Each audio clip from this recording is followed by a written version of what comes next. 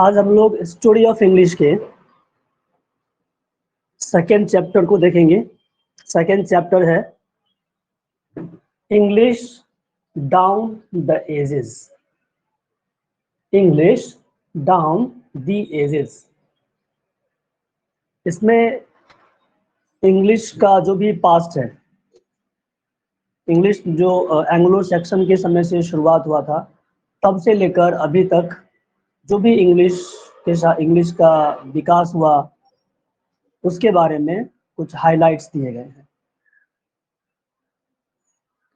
इससे पहले जो भी चैप्टर 1 नहीं पढ़े हुए, प्लीज चैप्टर 1 को पढ़ लें, तब ये अच्छी तरह से समझ में आए। तो इसे हम लोग शुरू करते हैं।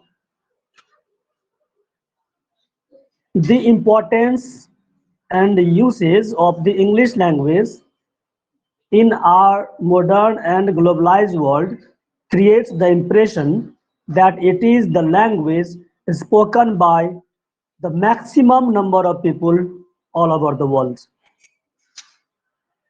कह रहा है कि इंग्लिश का जो महत्व है और इंग्लिश का जो प्रयोग हो रहा है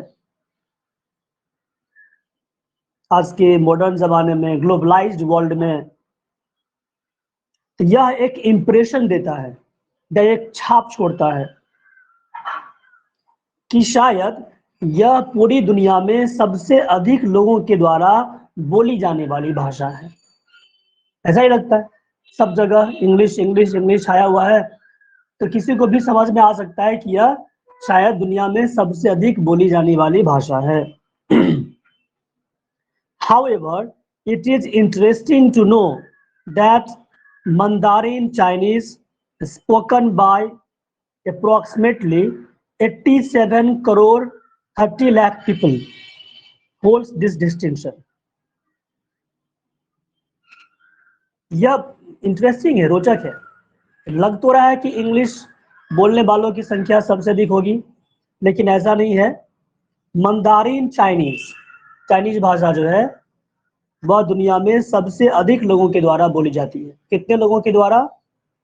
तो लगभग अप्रोक्सीमेटली लगभग 87 करोड़ 30 लाख,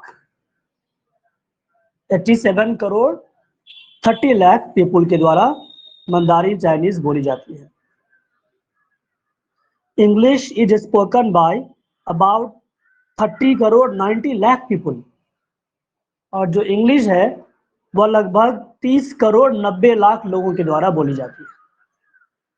कितने लोगों के द्वारा? 30 crore 90 lakh. Though it is a language which is though it is a language which has its presence in all parts of the world and its power is felt the world over. हालांकि यह जो भाषा है, इसकी उपस्थिति दुनिया के हर एक पार्ट्स में है, दुनिया के हर एक भाग में है, और इसका जो पावर है, इसकी जो ताकत है, वो पूरी दुनिया में महसूस की जाती है।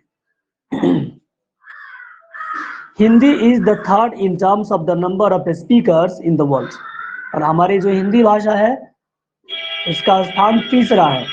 अगर बोलने वाले लोगों की संख्या की बात करें, नंबर्स की बात करें, तो हिंदी का स्थान तीसरा, इंग्लिश का दूसरा, और फर्स्ट पोजीशन पर कौन है?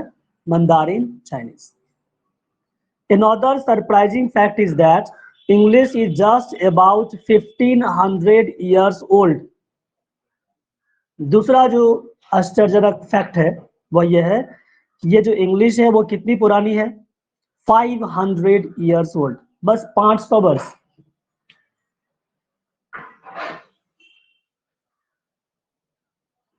सॉरी, 1500 years old, 1500 वर्ष।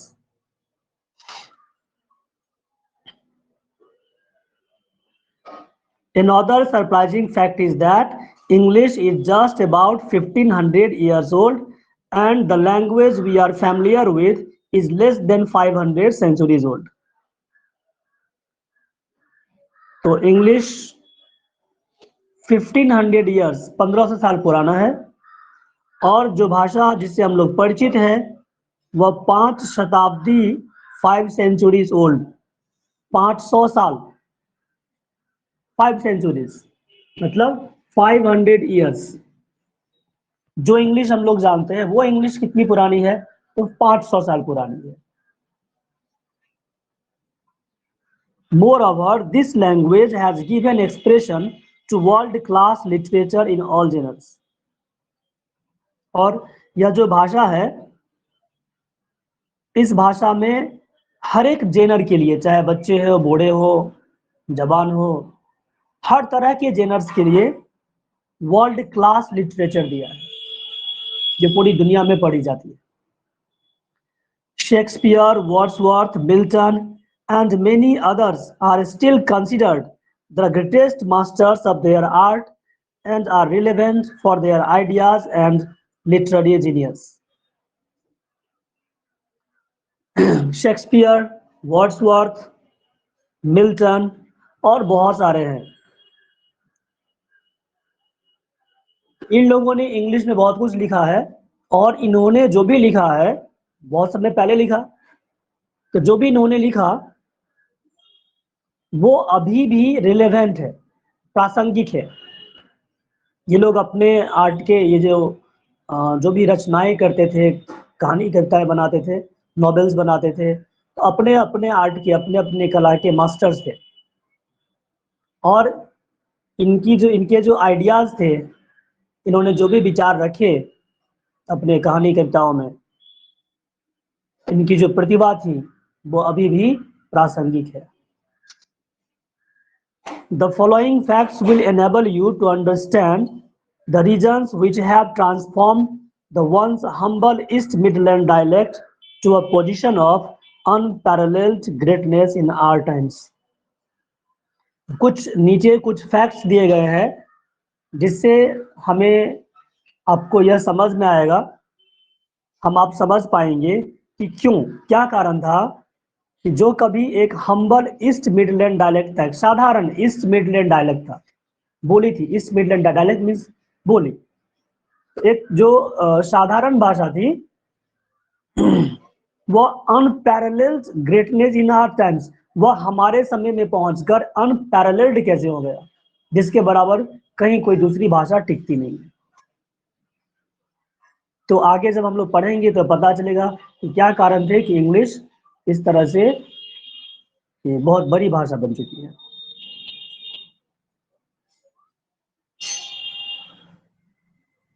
तो इस पैराग्राफ में हम लोगों ने क्या पढ़ा कि अगर हम नंबर्स ऑफ स्पीकर्स की बात करें, बोलने वालों की संख्या की बात करें, तो फर्स्ट पोजीशन पर कौन है? फर्स्ट पोजीशन पर है मंदारिन चाइनीज। तो इसे हम शॉर्ट में चाइनीज भी लिख सकते हैं। चाइनीज लैंग्वेज जो है वो सबसे 1 नंबर पर। सेकेंड नंबर पर कौन सा है? इंग्लिश। और थर्ड नंबर पर कौन सा है? हिंदी। ये नंबर्स की बात करें तो, और इंग्लिश की अगर हम बात करें तो इंग्लिश कितनी पुरानी है? 1500 साल। और जो इंग्लिश हम लोग जानते हैं वो केवल 500 साल पुरानी है, only 5 centuries old. Next paragraph देखते हैं। Periods in the history of English. English का जो इतिहास है इसमें कुछ पीरियड्स दिए गए हैं। इंग्लिश के हिस्ट्री को कुछ पीरियड्स में क्लासिफाइड किया गया है, वर्गीकृत किया गया है। The evolution of the English language from the beginnings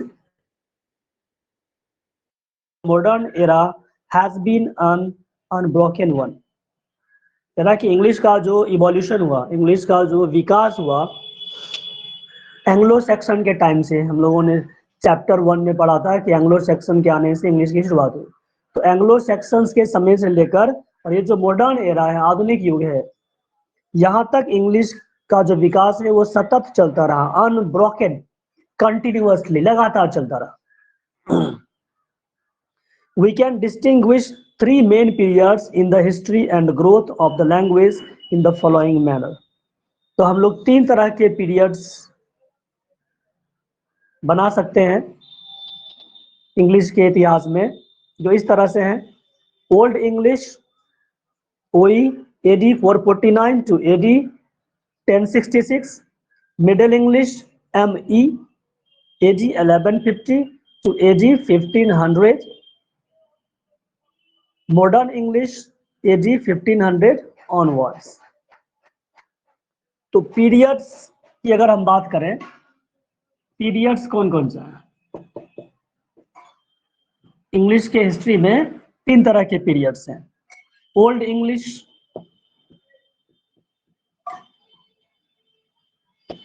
इसे हम लोग OE से डिनोट करेंगे आगे शॉर्ट में. फिर है मिडिल इंग्लिश,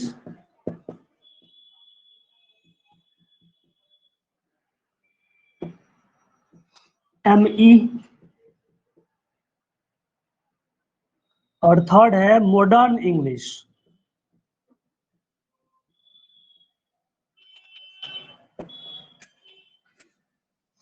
इन तीनों का जो पीरियड है, ओल्ड इंग्लिश की अगर हम बात करें तो यह 449 AD में शुरू हुआ और तब से लेकर 1066 AD तक चला.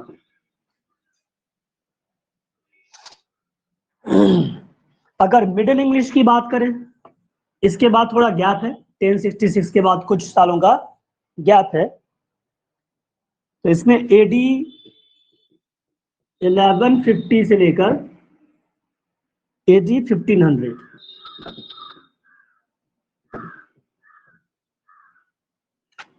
मिडिल इंग्लिश हमारा AD 1150 से AD 1500 तक चला. और मॉडर्न इंग्लिश ये AD 1500 से लेकर और आगे ऑनवर्ड्स चल रहा है. तो इंग्लिश को 3 पीरियड्स में डिवाइड किया गया है: old English, middle English, modern English. अगले पैराग्राफ में हम लोग ओल्ड इंग्लिश के बारे में कुछ हाइलाइट्स देखेंगे.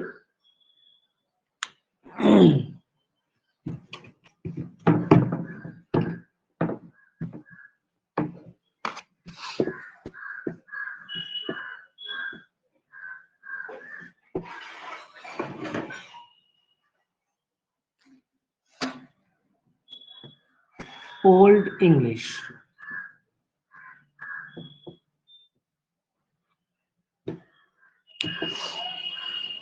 Throughout this period, English continued to be the language of everyday speech for the common mass. Old English का जो पीरियड था 449 से लेकर AD 1066 तक, इस पूरे पीरियड में इंग्लिश एवरीडे स्पीच, तो जो कॉमन मास थे, जो आम लोग थे, उनका जो रोजमर्रा का जो बोलचाल की भाषा थी वो थी इंग्लिश. तो वो old English. The divisions made above are more for convenience, but it is possible to distinguish certain linguistic features in each of this periods.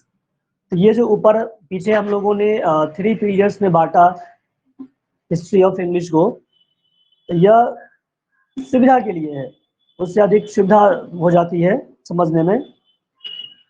लेकिन ओल्ड इंग्लिश या फिर मिडिल इंग्लिश है या मॉडर्न इंग्लिश है, इन तीनों periods में भी हम कुछ न कुछ और अलग तरह से क्लासिफाई कर सकते हैं. The old English period is characterised by inflections.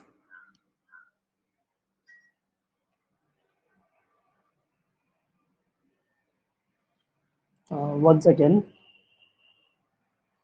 ये जो लाइन था, the divisions made above are more for convenience, but it is possible to distinguish certain linguistic features in each of this periods. यहाँ पर ये कह रहा है कि ये जो डिवीजन हमने ऊपर बनाया ओल्ड इंग्लिश, मिडिल इंग्लिश और मॉडर्न इंग्लिश का, यह सुविधा के लिए है. और इसमें तीन जो इसमें ये तीनों पीरियड्स में कुछ लिंग्विस्टिक फीचर्स हैं जो अलग अलग हैं, इसलिए इन तीनों को अलग अलग क्लास में डाला गया है, अलग अलग पीरियड्स में डाला गया है, क्योंकि इन पीरियड्स में कुछ खास चीजें हुई थी जो हम लोग आगे पढ़ेंगे।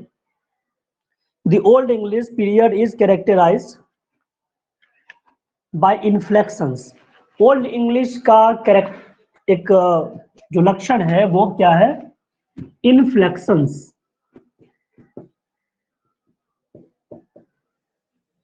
ये इन्फ्लेक्शंस क्या होता है? वर्ड एंडिंग्स, वर्ड्स के अंत में जो हम कुछ लगाते हैं उसे बोलते हैं इन्फ्लेक्शंस। ओल्ड इंग्लिश में लगभग हर एक वर्ड में कुछ ना कुछ लग जाता था। अब जैसे हम लोग लगाते हैं ग्रामर का कुछ बताने के लिए, जैसे सिंगुलर से प्लूरल बनाना हो, अब जैसे मान ले एपोस्ट्रोफी एस लगाते हैं, जैसे राम लिखा तो राम में ऐसे एपोस्ट्रोफी एस लगा दिया। इसका पजेसिव केस बनाने के लिए हमने क्या किया? एपोस्ट्रोफी एस लगा दिया। ये जो एपोस्ट्रोफी एस है ये है इन्फ्लेक्शन। वर्ड एंडिंग्स, जिसे हम लोग हिंदी में कहते हैं प्रत्यय, शब्द के अंत में जो लगाया जाता है। तो ओल्ड इंग्लिश में ये इन्फ्लेक्शंस बहुत सारे यूज होते थे। Gradually, over a period of time, these inflections were found to have been labeled. धीरे धीरे जैसे जैसे समय बीतता गया, ये जो इन्फ्लेक्शंस थे वो लगभग खत्म हो गए। Literature produced during the age was not of much significance, as court patronage was lacking, and the age came to be known as the Dark Age. इस समय के जो लिटरेचर थे वो अधिक महत्वपूर्ण नहीं थे। क्यों नहीं थे? क्योंकि कोर्ट पैट्रोनेज नहीं था। उस समय के जो राजा महाराजा सब थे उनकी मदद नहीं मिल पा रही थी, और इसीलिए इस एज को डार्क एज भी कहा जाता है। कौन सा एज? Dark as. क्यों बोला गया डार्क एज? क्योंकि इस एज के बारे में कुछ ज्यादा पता नहीं है, लिटरेचर ही नहीं है। जो भी थोड़ा बहुत है वो उतना महत्वपूर्ण है नहीं कि उससे कुछ पता चले खास। तो उस एज का जो लिटरेचर है वो उतना अच्छा नहीं होने के कारण से ओल्ड इंग्लिश को हम लोग डार्क एज भी कहते हैं।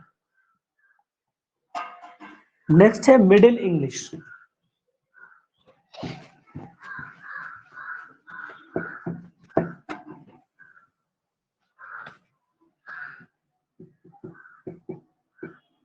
मिडिल इंग्लिश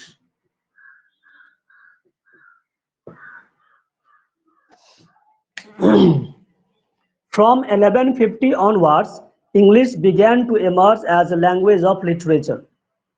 1150 ईस्वी से आगे इंग्लिश साहित्य की भाषा बनकर उभरी। The language was enriched through extensive borrowings from French and Latin. जो इंग्लिश भाषा थी वो और समृद्ध हो गई। इनके पास अपना कुछ उतना वोकैबुलरी था नहीं, इन्होंने क्या किया? फ्रेंच और लैटिन से लेना शुरू कर दिया। बोरोइंग्स, बोरोइंग्स हुए, ये बार बार ये शब्द आएंगे, borrowings.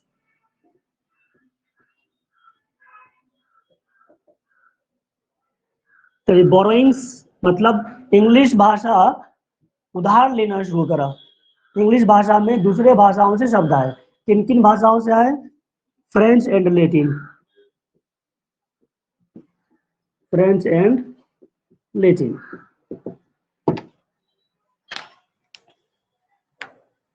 Apart from these two, other major developments occurred. One was the invention of the printing press in 1476, the other being a considerable rise in literacy. इन दो जो मेजर, ये जो दो मेजर डेवलपमेंट्स हुए, इनके अलावे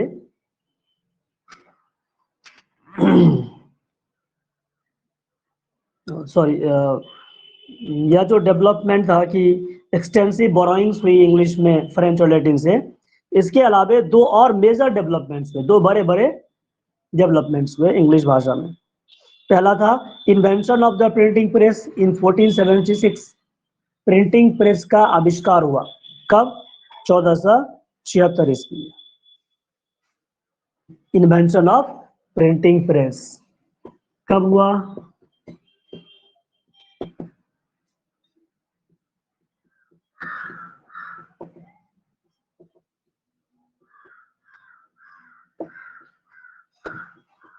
1476 में प्रिंटिंग प्रेस का आविष्कार हुआ। The other being a considerable rise in literacy, और दूसरा चीज ये हुआ कि इंग्लैंड में जो है साक्षरता में बहुत ज्यादा बढ़ोतरी हुई। The great vowel shift also took place during this time. Great vowel shift भी इसी समय में मिडिल इंग्लिश में ही हुआ। All these factors contributed tremendously to creating a language for both spoken and written purposes.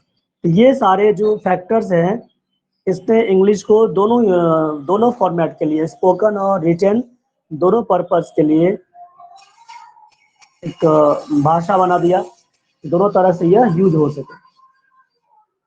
तो मिडिल इंग्लिश पीरियड में क्या सब हुआ? बोरोइंग्स हुए फ्रेंच और लैटिन से, प्रिंटिंग प्रेस का आविष्कार हुआ, और क्या हुआ? ग्रेट बॉबेल शिफ्ट,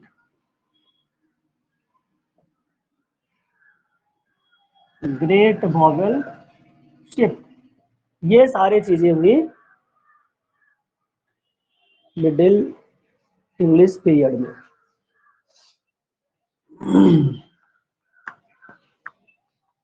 अब इसके बाद नेक्स्ट पैराग्राफ है modern English.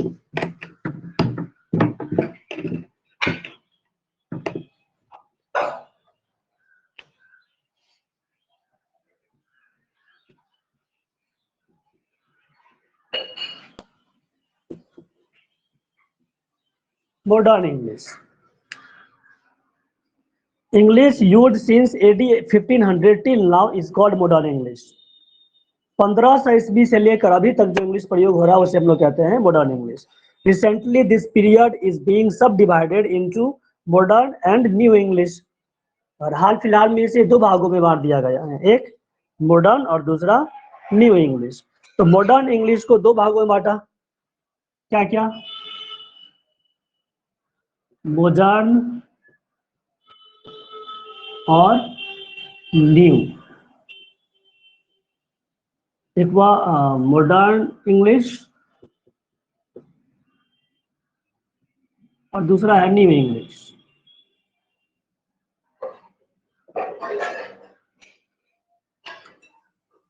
From the beginning of the modern period to the end of the 19th century, English was basically the language of the British Isles. यह जो मॉडर्न इंग्लिश पीरियड का जो शुरुआत है वहां से लेकर 19वीं शताब्दी के अंत तक, मॉडर्न इंग्लिश के शुरुआत से लेकर 19वीं शताब्दी के अंत तक लैंग्वेज जो थी इंग्लिश भाषा वो ब्रिटिश तक ही सीमित थी। With the territorial expansion of the British Empire, together with the growth of science, industry, politics, and literature, the English language enriched itself by successfully adding to its vocabulary and the flavor of the countries the British had colonized. क्या से बोला? With the territorial expansion of the British Empire, British Empire जो British साम्राज्य था उसका जब क्षेत्र बढ़ा, उसका शासन बहुत पूरी दुनिया में लगभग थी, तो उसका जब शासन बढ़ा और उसके साथ साथ together with the growth of science, industry, politics and literature, science में, इंडस्ट्री में, पॉलिटिक्स में, लिटरेचर में, इन सब में भी उसका प्रभाव बढ़ा था। The English language enriched itself by successfully adding to its vocabulary, और इंग्लिश भाषा ने क्या किया? अपने आप को और समृद्ध बना लिया, वोकैबुलरी जोड़ जोड़ कर, भले ही दूसरे भाषाओं से बोरिंग कर ले, उधार ले ले, लेकिन वो लगातार अपना जो वोकैबुलरी थे वो बढ़ाता रहा। And the flavour of the country the British had colonised, और ब्रिटिश लोगों ने जिन देशों को कॉलोनी बनाया, जिन देशों को अपना उपनिवेश बनाया, उन देशों का जो फ्लेवर था वो भी लेता गया। In the 20th century, the erstwhile colonies of the British Empire acquired freedom. 20वीं शताब्दी में क्या हुआ? ये जो भी कॉलोनीज थे, जो भी उपनिवेश थे ब्रिटिश के, वे सारे आजाद हो गए। The British left the countries, but English remained the British left the countries but English remained. तो ब्रिटिश लोगों ने तो देश छोड़ दिया, जो उपनिवेश था उनको छोड़ दिया, लेकिन वहां पर इंग्लिश रह गई। Hence new varieties of English have emerged in different parts of the world. तो इस तरह से जो नए नए वेराइटीज है इंग्लिश के, दुनिया के अलग अलग भागों में उनका जन्म हुआ। Some of these are American English, Indian English, Canadian English, etc. इनमें से कुछ का नाम यहाँ पर ले रहा है। जो नए वेराइटीज इंग्लिश के निकले कौन कौन से थे? American English, Indian English, Canadian English. In simple terms, the latest period in the growth and development of the English language may be called the era or period of new Englishes. ये जो latest period है इसे हम लोग new इंग्लिशेस का युग कह सकते हैं। इसीलिए मॉडर्न इंग्लिश को दो भागों में बांटा, एक मॉडर्न इंग्लिश, दूसरा new English. This new terminology is enough to indicate how the language manifests itself and molds to serve the basic purpose of human communication. ये जो नया टर्मिनोलॉजी है, ये जो नया टर्म आया न्यू इंग्लिश, इससे क्या पता चलता है? इससे यह पता चलता है कि भाषा किस तरह से अपने आप को मोल्ड करता है, अपने आप को ढालता है, ताकि इंसान के जो ह्यूमन कम्युनिकेशन की जो आवश्यकताएं हैं वो पूरा हो सके। The story of the English language is like a flowing river meandering across continents, absorbing the native soil and entering the hearts of the people. English की जो कहानी है वो एक बहती हुई नदी की तरह है। कैसी नदी?